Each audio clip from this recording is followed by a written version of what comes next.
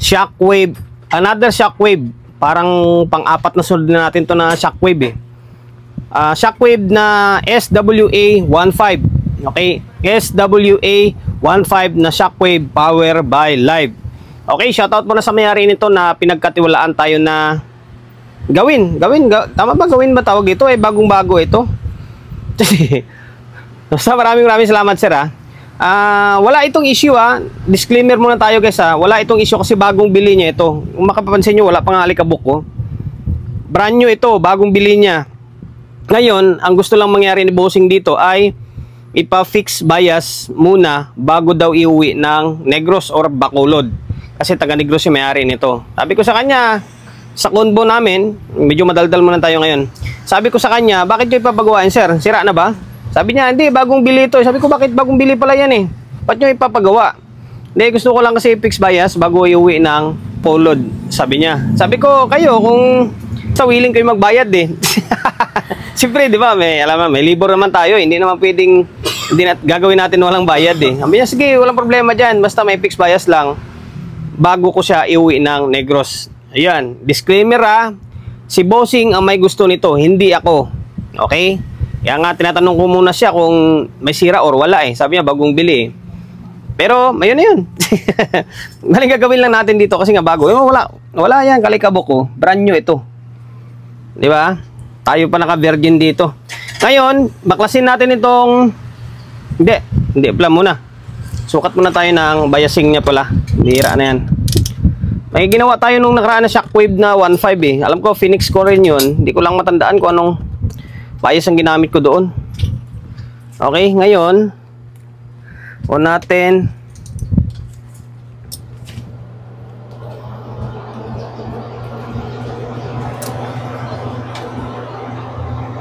saan yung trimmer nito?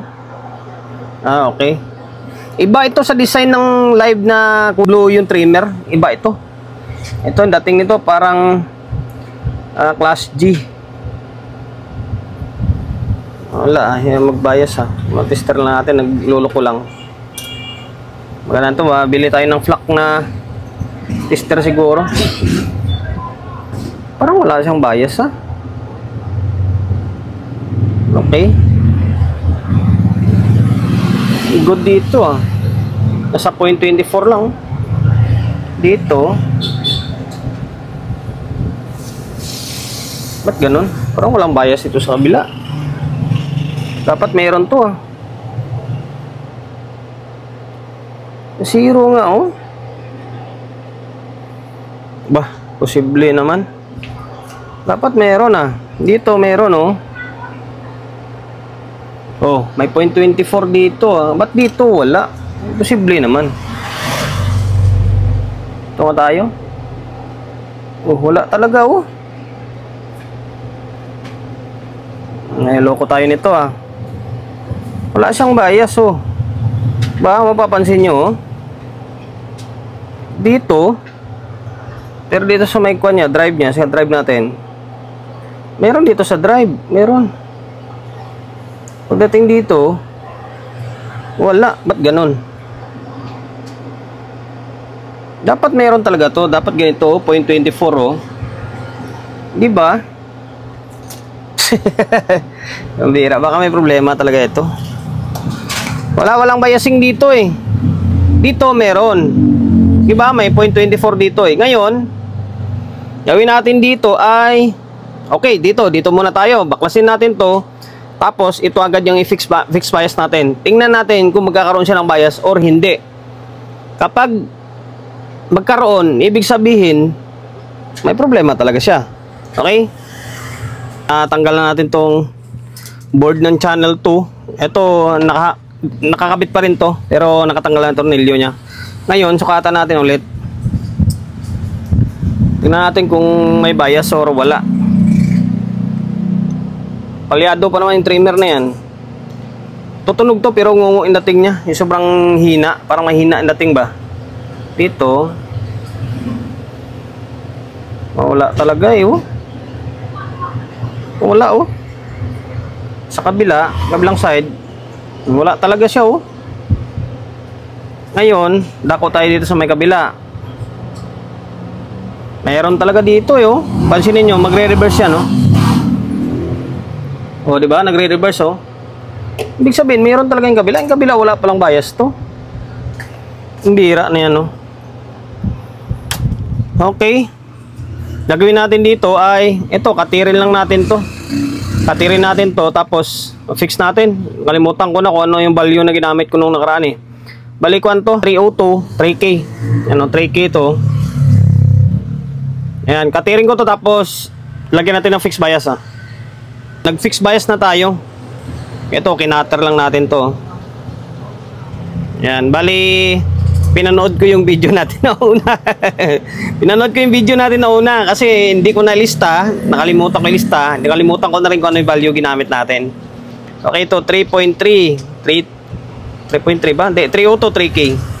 Yan, 302 yan, 3K. Bias na ginamit natin ay dalawang 1.2. Okay, dalawang 1.2 siya. Brown, red. 1.2, 1.2 equals 2.4. Okay? Ngayon, tingnan nyo, naka-on na yan, ha. Pansinin nyo. Baka gamit na rin to, eh. Baka gamit na rin to, tapos pinakon lang sa atin dito, eh. Kasi yung karton niya, hindi naman niya. Duda ako rito kay Bossing, ha.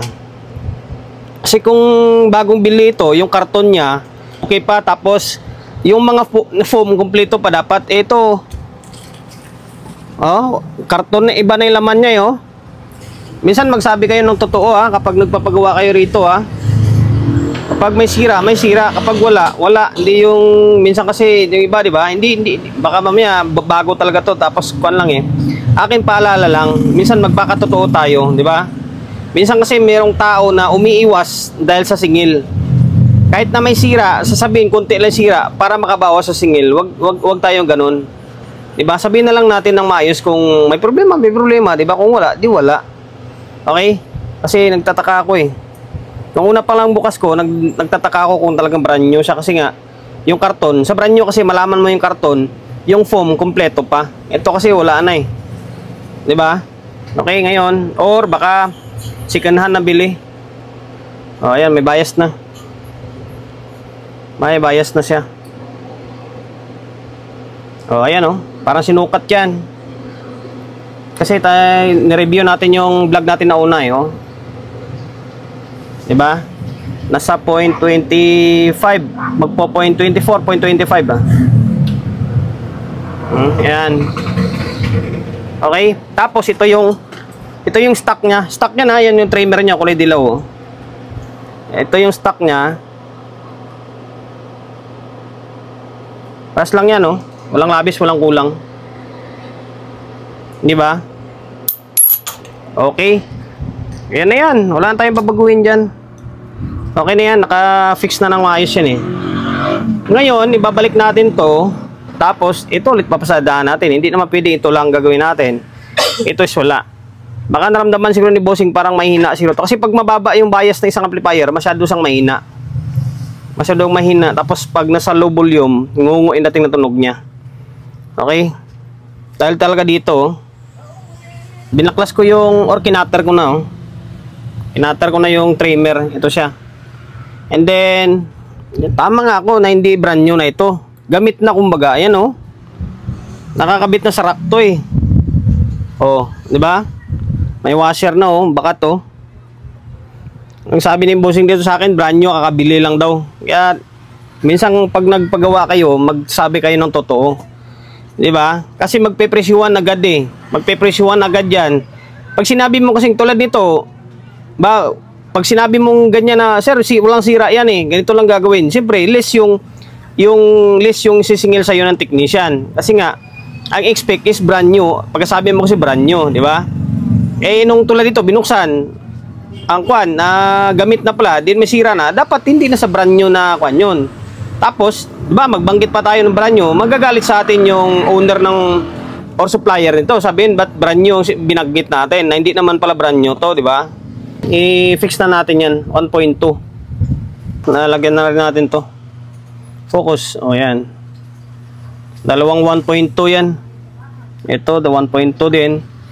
Ngayon, on natin ulit.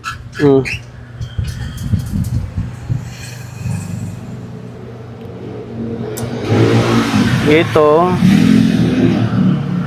Abay, baliktad lagi. Dito. Oh. Nasa kulang-kulang 0.25 yan, oh. Yan yung stock niya rin kanina, eh. Oh. Oh, pares lang, oh. Okay, okay na yan. Goods na yan. Balik na natin to. Balik natin yung board, tapos testing natin. Ang bias, kapag tumataas, gumaganda yung tunog, lumalakas, pero umiinit. Kapag bumaba naman, papangit yung tunog, magiging ngungo, hindi mahina, pero hindi siya umiinit. Okay, yan na yan. Naka-fix bias na yan. Ngayon,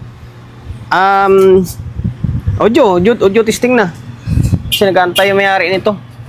Kailangan, salang natin yung laptop natin.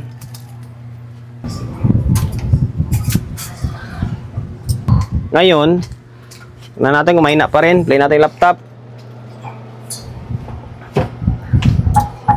Oh, ayan, oh. Makalabog na, oh.